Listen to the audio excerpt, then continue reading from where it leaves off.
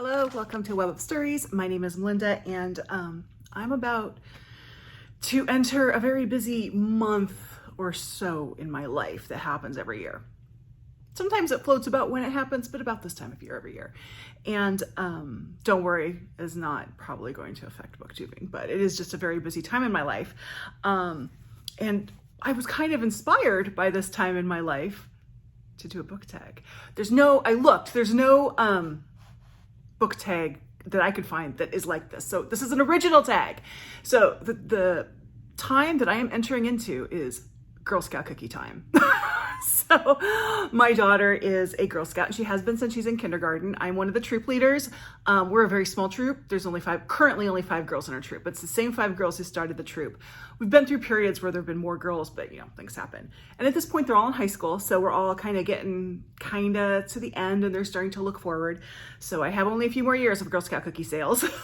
I don't know if I'm looking forward to that or dreading that. I don't know. Anyway, I thought for fun, I would do a Girl Scout cookie tag. So a little bit of a disclaimer. The first is, depending on where you are in the United States, your local Girl Scout troops are going to be using one of 2 bakers.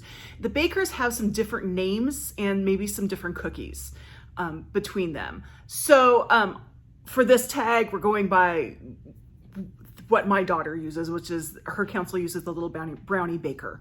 The other one is the ABC bakers. So if you listen to this and you're like, those are not the Girl Scout cookies I know, that's why. It's just in your area, they're using the other baker.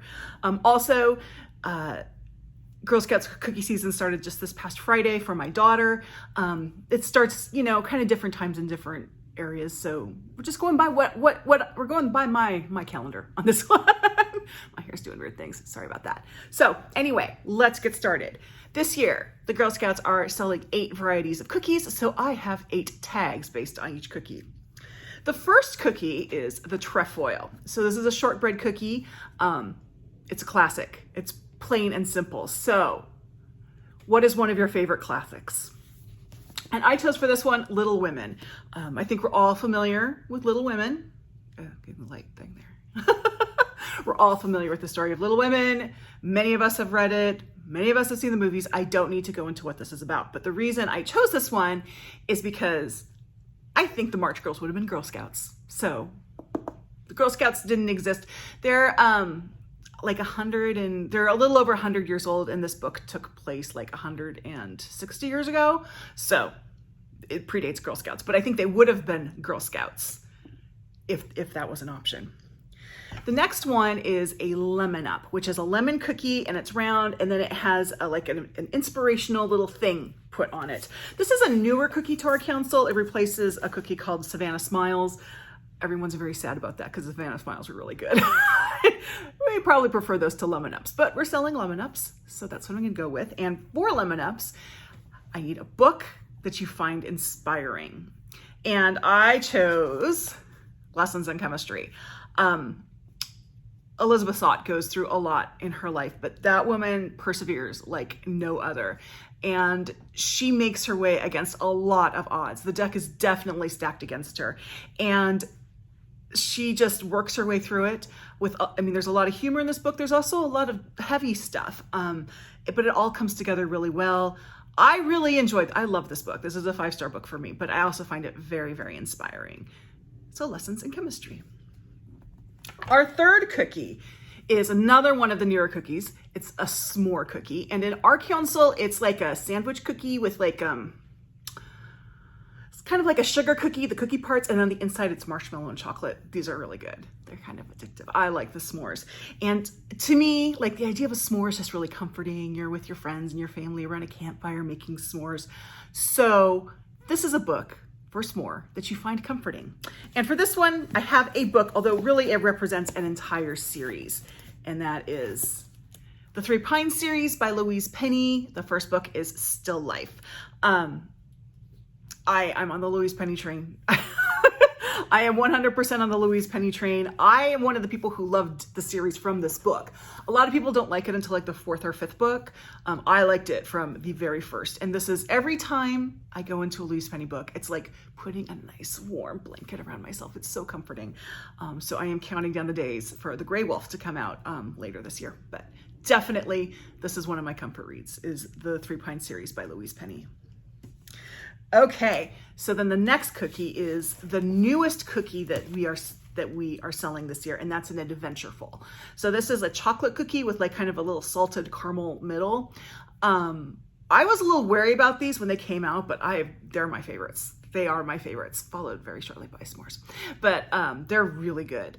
There was a little trouble when they first came out 2 years ago, people getting them, but that's taken care of. So people can get Adventurefuls now. So for this one, we're just going for a book that you find adventureful. Like you find a lot of adventure in that book. And for this one, I have The Inheritance of Orquídea Divina by Zoraida Cordova. So this is like the probably most magically realistic, you know what I'm trying to say, book I've ever read. So Orquídea Divina calls her family together because she is going to die. And by die, I mean turn into a tree in the living room. And that happens, and then her descendants have to kind of figure out something from her past.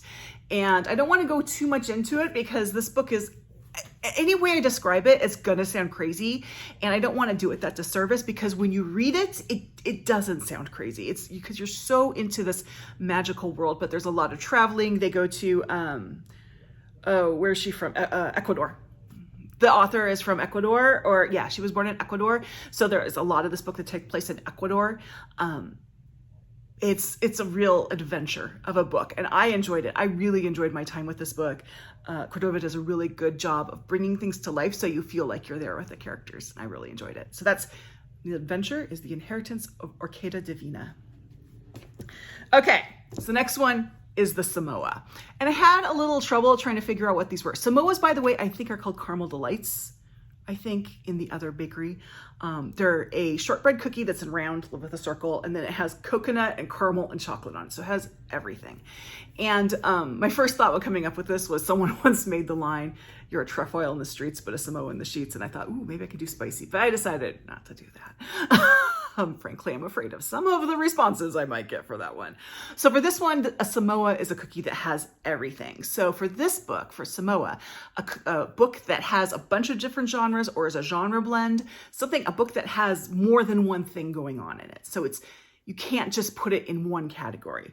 And for that, I chose Lone Women by Victor Laval. So this is a Western / horror-ish fantasy book about an African-American woman who leaves California and goes to Montana. Let me double check that. Montana, thank you. I read this last summer.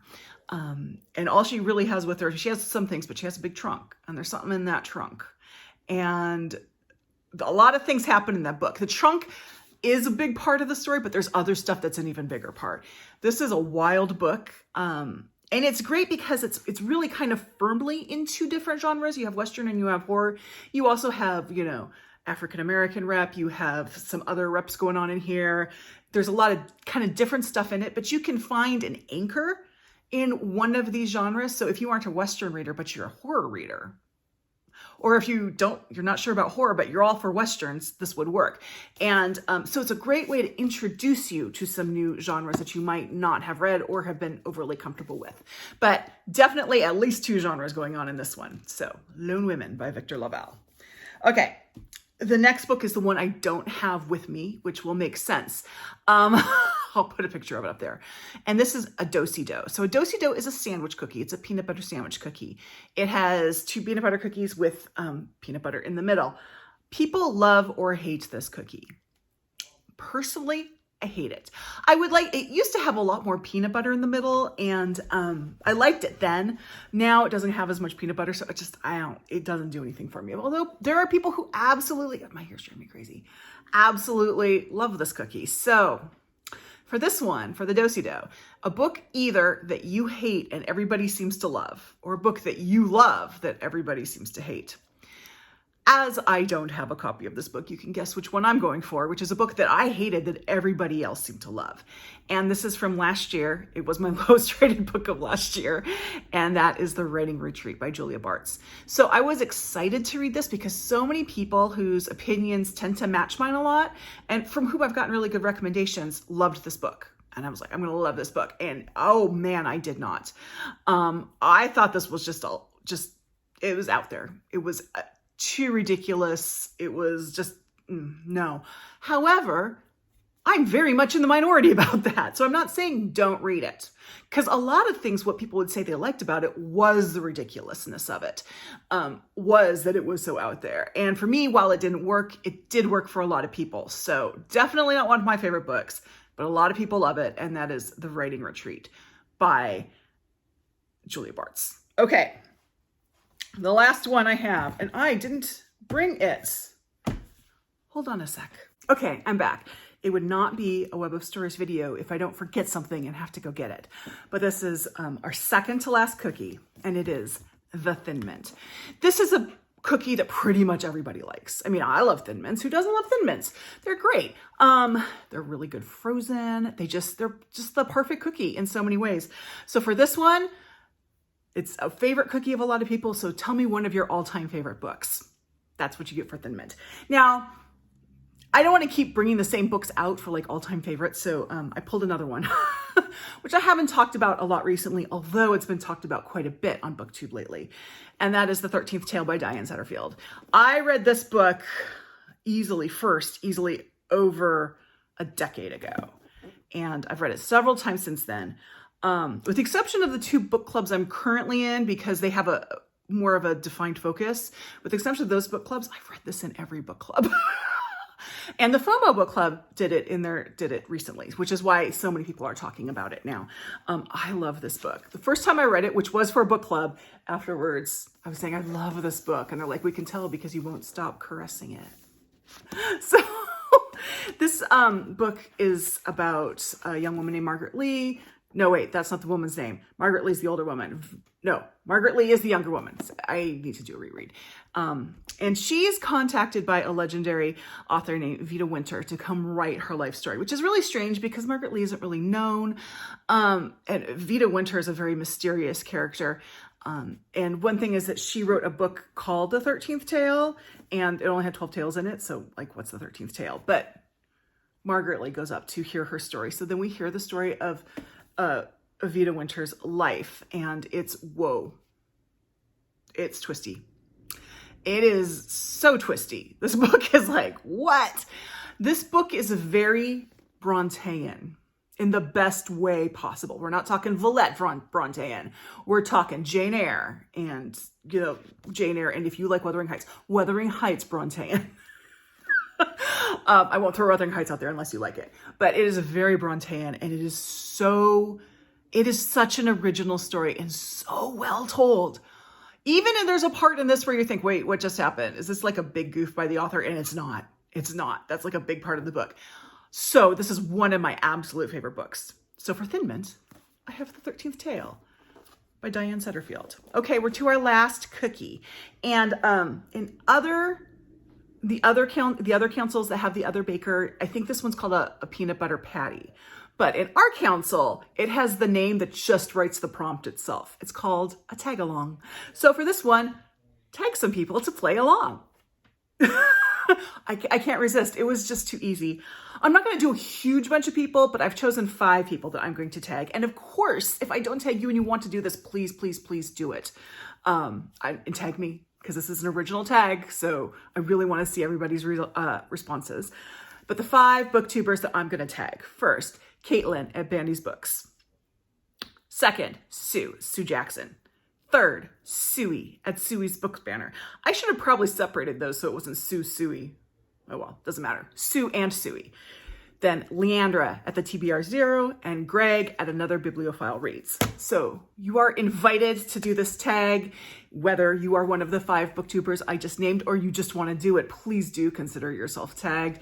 This was a lot of fun, and please support the Girl Scouts. This is Girl Scout cookies are yummy. They are really good, and they aren't as expensive as some organizations sell their stuff for. Just put that out there. And also, if you don't want to buy Girl Scout cookies, but you don't want to have Girl Scouts cookies yourself, but you still want to support the Girl Scouts, you can always buy boxes to donate. This is called Gifts of Caring, and the Girl Scouts do actually have incentives for those. So it is not harming them at all to say, I'm going to buy a box of these and you can donate them. They usually go to some, like our council. If we do them through our council, they've gone to veterans, they have gone to Meals on Wheels.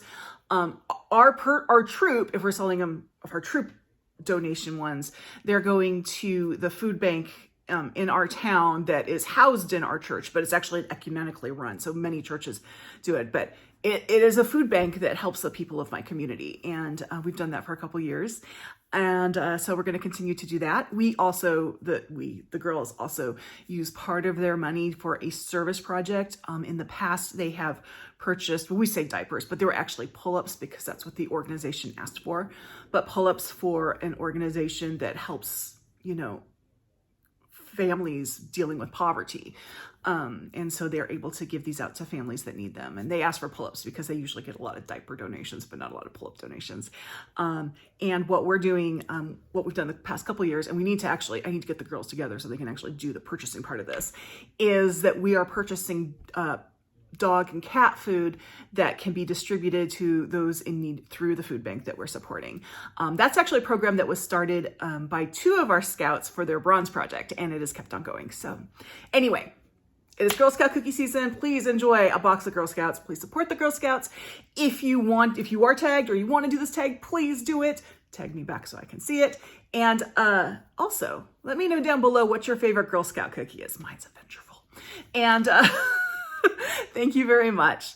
Like, subscribe, join my Discord. All information's down below, and I'll see you next time. Bye-bye.